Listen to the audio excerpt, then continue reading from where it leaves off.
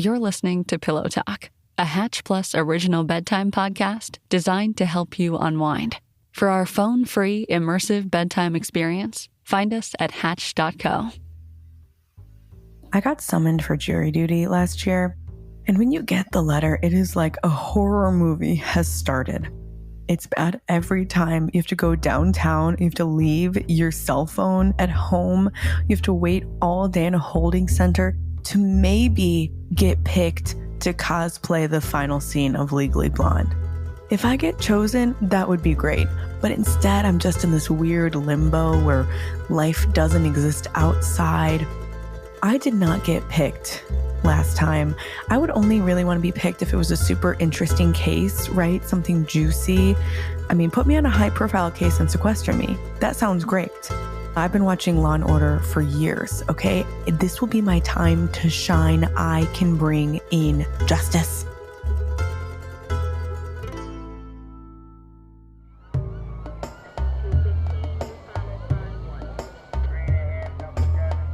You're listening to Crime for Bed on Hatch Plus. My name is Deanna Ortiz.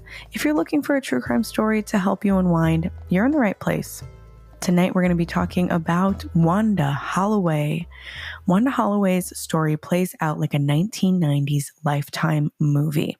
This Texan mother lived the perfect life. She had a beautiful house, designer clothes, big hair. Like most of the moms in her town, Wanda wanted to make sure that her kids fit in with their perfect Texan lifestyle. For boys, that meant football, and for girls, that meant cheerleading. Parents would pay top dollar to have their kids trained by the best of the best. They'd do anything to make sure that their child would have the dream that they have always hoped for. Some parents would bribe the school board to make sure that their daughter would make the cheerleading team. Some would even start rumors about other competitors. So you can only imagine what would happen if after all that work, your daughter didn't make the squad. Truly, I feel like I could have watched this movie on the Oxygen Network when I was home alone, sick from school. Like, it has everything. It has drama, intrigue, cheerleading, a plot for murder. What? Come on. So Wanda Holloway was born and raised in Channelview, Texas, on the wrong side of the tracks. Her father was a blue-collar worker, and her mother worked at the local school cafeteria. Wanda grew up wanting to get a better life than the one she had in her childhood. She was an overachiever in school and wanted to be liked by everyone. She wanted to be a cheerleader or maybe on the drill team like the other girls, but her dad forbid her because it was against his religious beliefs. So instead, she had to sit and watch from the sidelines. Wanda got married to her high school sweetheart, Tony, and they had 2 children. Her son, Shane, was born in 1973, and Shayna was born in 1977. Wanda and Tony got divorced in 1980, and soon after that, Wanda remarried C.D. Holloway. C.D. was 20 years older than Wanda. He was the owner of an oil field service company in Texas, aka Big Money. So Wanda finally got the luxurious lifestyle that she always wanted. C.D. spoiled Wanda with diamonds, private jets, designer clothes, fancy cars, and a beautiful house in the middle of Channelview. So Wanda, who is now loving her new rich lifestyle, set out to make sure that her children had everything that she never had. And that meant getting her daughter, Shayna, on the cheerleading team. In 1989, Shayna tried out and narrowly missed getting on the team 2 years in a row. Wanda obviously was livid and only had one person to blame for this, Verna Heath. So now let's get into Verna Heath a little bit. Growing up, Verna Heath was known as a baton twirling champion. Verna was raised in Baytown, which is about 20 minutes south of Channelview. Verna instilled her competitiveness into her daughter, Amber, who was the same age as Wanda's daughter, Shayna. So Amber was a twirling champion just like her mom. She was popular in school and also incredibly talented.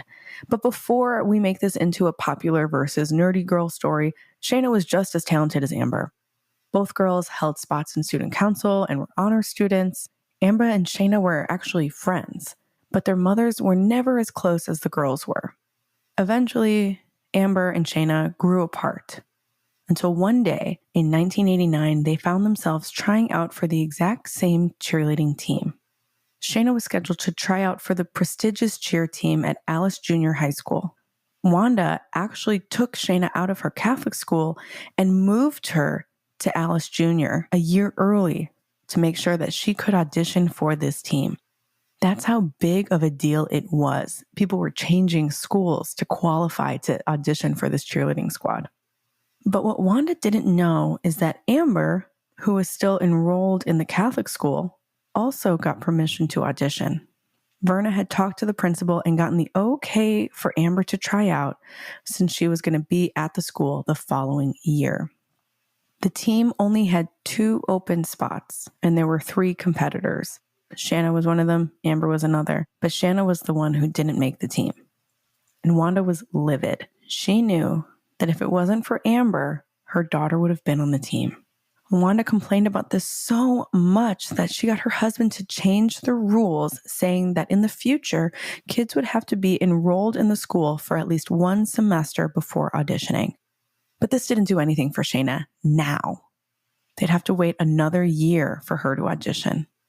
And when that year came, Wanda sent her daughter to school with personalized rulers with her name on them in an effort to bribe the judges and other cheerleaders on the team to vote for her to be added onto the squad.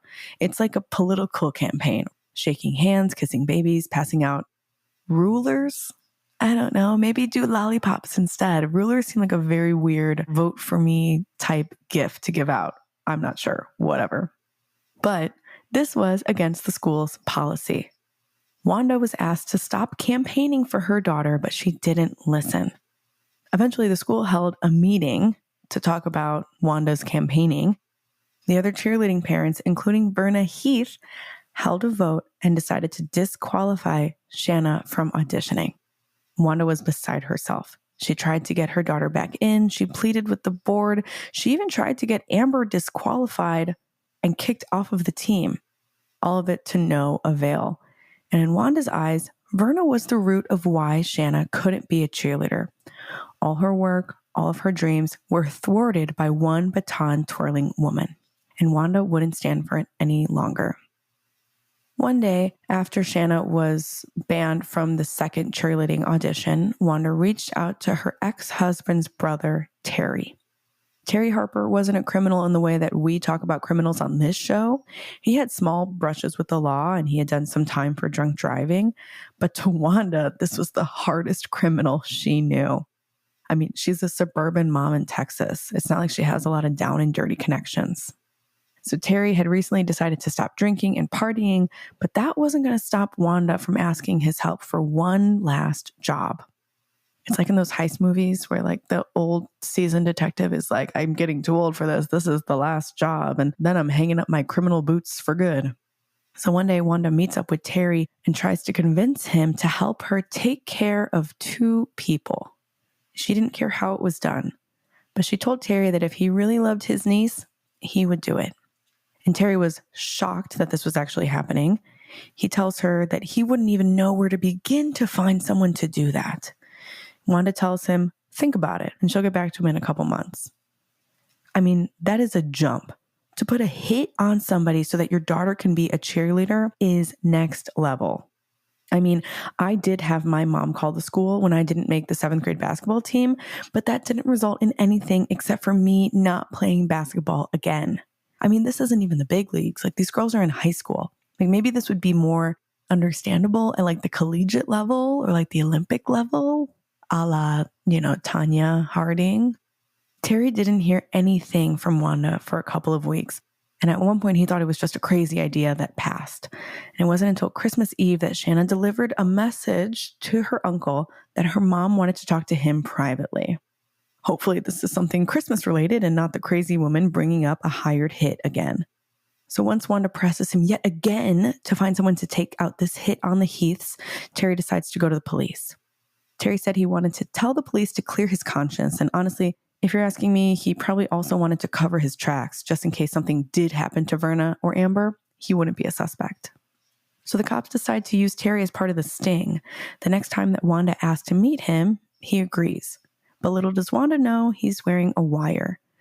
Over the course of 3 weeks, Terry gets Wanda on tape confessing to try and take out this hit.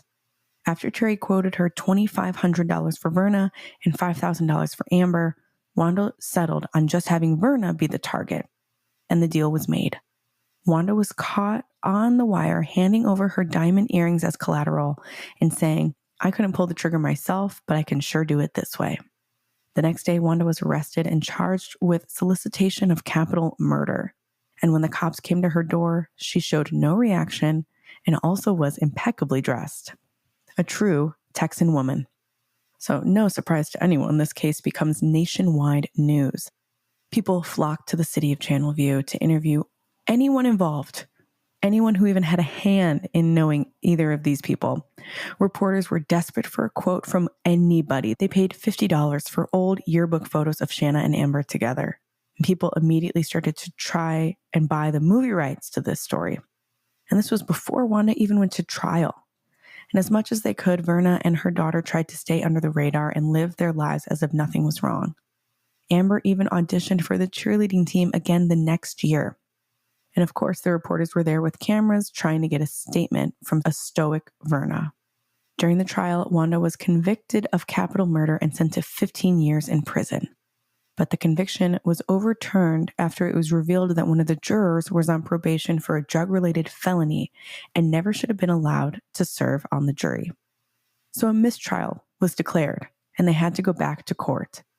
How did that juror pass through the cracks? I think this was the trial of the century for this small town, and everyone wanted to be on the jury. People would just lie just to get on there to see what was happening because this was such a big deal. But there's a mistrial, and the second trial starts up again in 1996, and Wanda pleads no contest. This time, she was sentenced to 10 years in jail and a $10,000 fine. She was also ordered to pay a $150,000 fine to the Heath family for damages. So Wanda was off to jail, and collectively, Verna and Amber could breathe a sigh of relief. Until 6 months later when she was released. What? 6 months? She went from 15 years to 10 years to 6 months served. The judge ordered her to serve the remaining 9.5 years on probation and to do 1,000 hours of community service. How did this happen? Who knows? Was it her powerful husband pulling his strings again? Or maybe the judge just thought that it would be penance enough for Wanda to live in her small town through the embarrassment of having to show her face where everyone knows what she did. And everyone thought that she was crazy. Either way, now Wanda Holloway is synonymous with the boogeyman to high schoolers in Channelview. Eat your vegetables or Mrs. Holloway is going to come and get you. So that is all I have on the crimes of Wanda Holloway. Thank you so much for listening. Before I go, remember, be nice to all of your friends' moms. You never know which ones are going to be the one to crack. Good night.